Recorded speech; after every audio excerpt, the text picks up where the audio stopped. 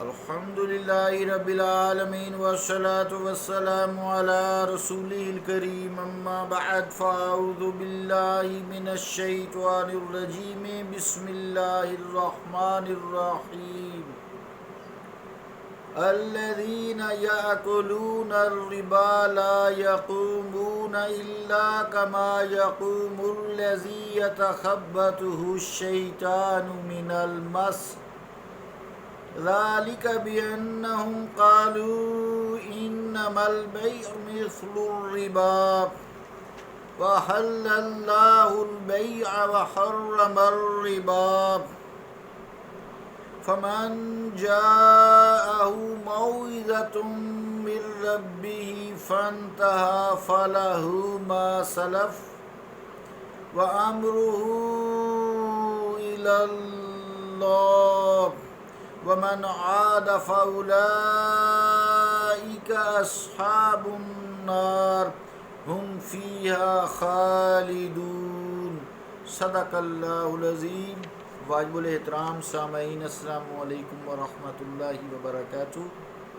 سورہ البقرہ کی 275 نمبر آیت تلاوت کرنے کی سعادت حاصل ہوئی۔ اس آیت کا ترجمہ سماعت فرمائیں۔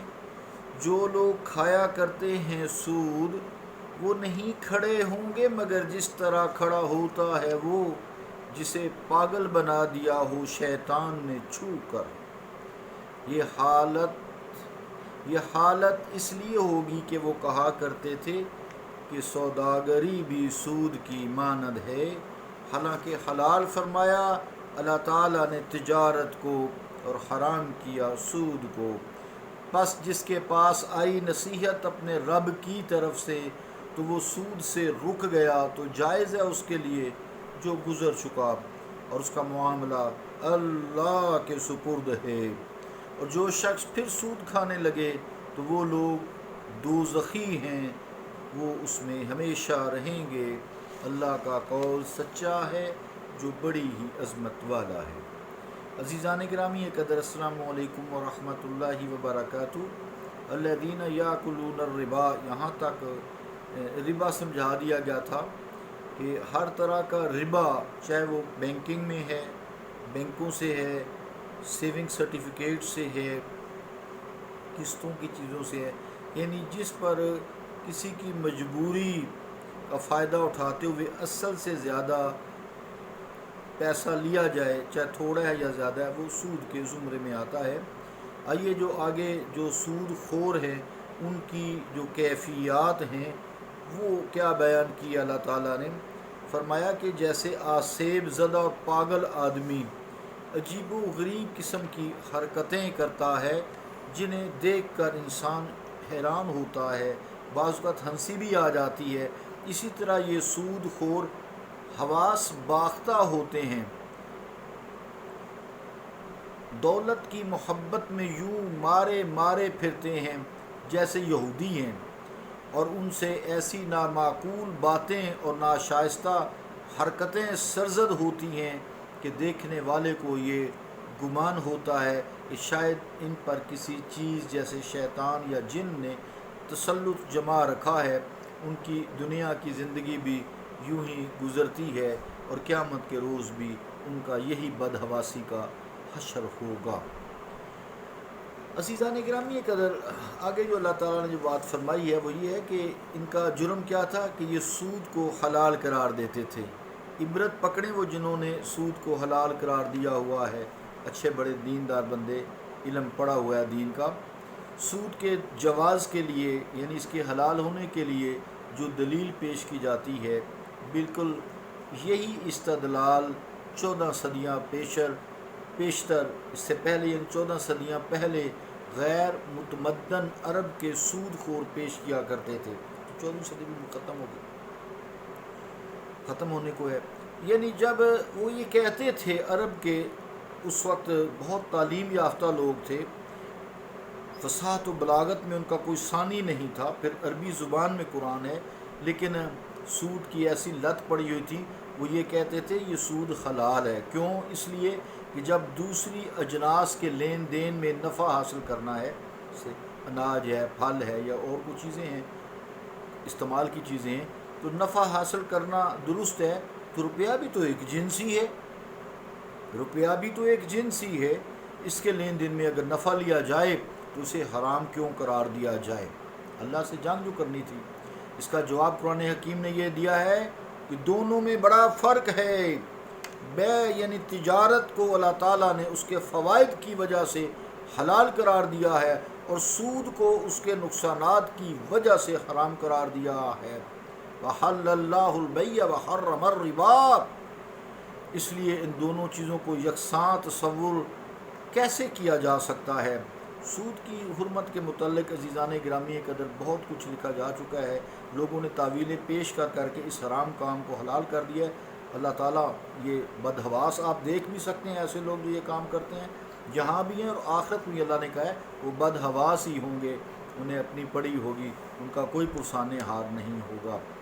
البتہ بہت سا کچھ لکھنے کے باوجود جو بات فاضلانہ بحث حجت الاسلام حضرت امام غزالی رحمۃ اللہ علیہ نے کی ہے، اس کا خلاصہ آپ سماعت کریں، جس کو شوق ہے وہ پڑھے، بڑی بحث اعلیٰ کی ہے، اس کا خلاصہ یوں بیان کرتے ہیں سمجھانے کے لیے۔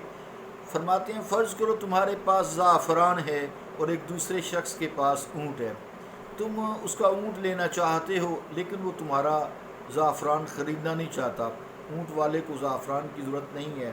اب تم اونٹ جو ہے وہ کیوں کر حاصل کر سکتے ہو؟ نہیں حاصل کر سکتے، اس کی ضرورت ہی نہیں زعفران کی، اور تمہیں اونٹ کی ضرورت ہے۔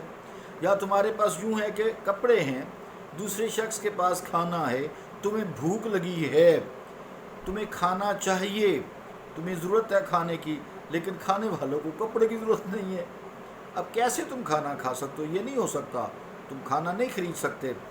اس لیے قدرت نے ایک ایسی جنس جسے سونا چاندی کے نام سے موسوم کیا جاتا ہے، اس کی تخلیق فرما دی ہے، جس کے ذریعے ہر شخص اپنی ضرورت کی چیز خرید سکتا ہے۔ اگر تھوڑا سا اس میں انسان غور و فکر کرے تو اسے پتہ چلتا ہے کہ سونے چاندی کی تخلیق اس حاکم و دانا میرے اور آپ کے رب نے اسی مقصد کے لیے فرمائی ہے، اور ان کا اور کوئی فائدہ نہیں ہے۔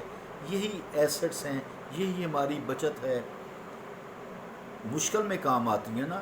ایک تو یہ اس لیے بچیوں کو بھی لوگ زیور، ایک تو وہ تعلیم و تربیت کا زیور ہے نا، ایک یہ دنیا کا بھی زیور ہے، یہ دیتے ہیں، مہر بھی دیتے ہیں اسی کا اکثر لوگ جو اچھے لوگ ہیں، تاکہ ضرورت کے تحت یہ کام آ سکے، اس کو بیچا جائے اور اپنا کام چلایا جائے۔ ایک تو یہ کم ملتا ہے، تھوڑے کی قیمت بہت زیادہ ہے، اس میں وہ سختی بھی نہیں ہے جو لوہے میں ہے یا تانبے وغیرہ میں ہے، تاکہ ان کی جگہ یہ استعمال ہو سکے۔ سختی بھی نہیں، تھوڑا سا کتنا مہنگا ہے آج کل تو، خاص طور سے دیکھیں۔ اب اگر سوچیں، اس کو غور کریں، سود روپے پر، یعنی روپے پر سود کی اجازت دی جائے کہ یہ جناب آپ کو لاکھ دیا ہے، آپ اس طرح کریں، اس کا 1.5 لاکھ دینا ہے 12 مہینوں میں، تو یہ قسطیں ہیں، یہ جیسے گاڑی لی ہے، گھر لیا ہے، تو روپے پہ سود ہو گیا نا، روپے پہ سود دیا آپ نے، کیونکہ اس کی قیمت کا کیا۔ تو سود لینے کی اگر روپے پر اجازت دی جائے تو روپیہ بھی صرف تبادلہ اشیاء کا ذریعہ بن جائے گا، چونکہ وہ روپیہ لیتا ہے اور روپیہ ہی دیتا ہے۔ جب قسطوں میں کچھ چیز لینے جائے، سمجھنے کی بات ہے، قسطوں میں کچھ چیز لینے جاتا ہے تو روپیہ دیتا ہے اس کو، دکاندار کو یا بینک کو یا کسی کو، تو اس کو جب قسطیں جمع کرتا ہے روپے میں دیتا ہے نا۔ تو اس طرح جو روپیہ ہے وہ ذخیرہ اندوزی کا کام ہو جائے گا، روپے کی لوگ مال کی، پیسے کی ذخیرہ اندوزی شروع کر دیں گے، جس کا نتیجہ یہ ہوگا کہ بازار میں سے جو دولت ہے، روپیہ ہے، وہ غائب ہوتا چلا جائے گا، اور جب روپیہ بازار سے غائب ہونا شروع ہو گیا تو صنعتی ترقی رک جائے گی، تجارتی سرگرمی ختم ہو جائے گی، دوسری اشیاء کی قیمتوں میں بے شمار اتار چڑھاؤ آئے گا، جس سے سارا اقتصادی معاشی نظام درم برم ہو جائے گا، جیسا کہ ہو چکا ہے سود خور ملکوں کا۔ ہمارے ہاں بھی ایسے ہی چل رہا ہے، ہر چیز پہ ٹیکس ہے، اور ڈائریکٹ ٹیکس بھی ہے اور انڈائریکٹ ٹیکسیشن بھی ہے، جبکہ ہمارا ٹیکس صرف زکوٰۃ ہے، وہ بھی جو لوگ افورڈنگ ہے، جو سال جن کا مال جمع رہتا ہے۔ اس کو بھی یہ دیندار، معافی چاہتا ہوں کیا کروں، کہنا پڑتا ہے، دیندار لوگوں نے، ڈاکٹروں نے، جو بیت المال کا حصہ ہے، ہاسپیٹلز نے، بڑے بڑے ہاسپیٹلز نے، مولویوں نے، ایجنسیوں نے، یہ ایجنسیاں کہتا ہوں، یہ جو ہے یہ بنی ہوئی تنظیمیں، یہ تنظیم بے شمار میں نام کیا آپ کس کس کا لوں، سارے یہ رزقی حرامی ہیں۔ تو انہوں نے یہ بیچ میں سے اچک لیتے ہیں زکوٰۃ صدقہ فطر، یہ بیت المال میں جمع ہی نہیں ہونے دیتے، ہمیں پھر قرضے لینے پڑتے ہیں۔ کتنی مسائل ہے، کافروں سے ہم قرضے لیتے ہیں، بڑی لمبی بات ہے۔ بہرحال شریعت اسلامیہ نے ان نقصانات، ان مفاسد کے سدباب کے لیے سود کو حرام قرار دیا ہے۔ یہ کلام غزالی رحمۃ اللہ سے میں نے خلاصہ پیش کیا۔ ارسطو نے بھی اپنی کتاب السیاسہ میں یہی لکھا ہے کہ روپیہ کڑک مرغی ہے، روپیہ کڑک مرغی ہے جو انڈے نہیں دیتی۔ تو روپے سے جو ہے تجارت جو ہے ہوتی ضرور ہے، کچھ چیزیں خریدتی ہیں، لیکن روپے کے اوپر روپے کا کاروبار سود جسے کہتے ہیں وہ نہیں ہے، کڑک ہے، روپیہ کڑک ہے بس۔ سود کی حرمت کی حقیقی وجہ سمجھ لینے کے بعد ہمیں یہ اب سمجھنا ہے کہ تجارت اور سود میں کیا فرق ہے، جس کی طرف قرآن مجید نے ہمیں اشارہ دیا ہے۔ وقت بہت ہوا، تھوڑی سی بات کروں گا۔ یہ بالکل واضح فرق ہے سود اور تجارت میں، کہ تجارت میں انسان روپیہ لگاتا ہے، محنت کرتا ہے، وقت لگاتا ہے، ساری جسمانی ذہنی قوت لگاتا ہے، پھر وقت دیتا ہے، پھر بھی اس کے نفع جو ہے وہ یقینی نہیں، نقصان ہو سکتا ہے، سب دیکھ سکتے ہیں۔ لیکن جو سود خور ہے، وہ جس نے پیسہ دیا، وہ چاہے اپنے آپ کو بیچے، چاہے بیوی کو بیچے، چاہے کسی کو بیچے، جب وہ تنگ ہو جاتا ہے تو آخر کار اپنا گھر بار سب کچھ بیچ دیتا ہے، عزتیں تک لوگ لٹا دیتے ہیں۔ اس لیے سود حرام ہے۔ نہ اس میں چونکہ سود خور کو نہ محنت کرنی پڑتی ہے، نہ وقت لگانا پڑتا ہے، نہ کاوش لگانی پڑتی ہے، یقینی نفع اس کا بظاہر نفع ہوتا ہے، لیکن ہے تو نقصان ہی اس کا، خبتی ہے، شیطان زدہ ہے۔ اللہ تعالیٰ سے اس نے اور رسول سے آگے آئے گا، کھلی جنگ کی ہوئی ہے۔ اسلام نے سرمایہ داری کے لیے دو ہی نظام بتائے ہیں، ایک اپنے دینی بھائی کو قرض حسنہ دو، جتنا دیا اتنا ہی واپس کرے گا، مانگنا بھی نہیں ہے۔ دوسرا یہ ہے کہ اس کو اپنے کاروبار میں شریک کرو، تاکہ وہ محنت مشقت کر کے آپ کی طرح جو ہے وہ مال کما کے اپنی بیوی بچوں کا پیٹ پال سکے۔ آخری فکرہ یہ ہے کہ جس کام میں دماغ، ذہنی قوت، جسمانی قوت اور وقت لگے اور اس میں نقصان کا خدشہ ہو، وہ کاروبار ہے۔ اگر نہیں ہے یہ تین چار چیزیں تو سمجھیں ربا ہے، سود ہے، حرام ہے، حرام ہے، حرام ہے۔ صلی اللہ تعالیٰ علی رسول خیر خلقہ محمد و علی آلہ و اصحابہ اجمعین برحمتک یا ارحم الراحمین۔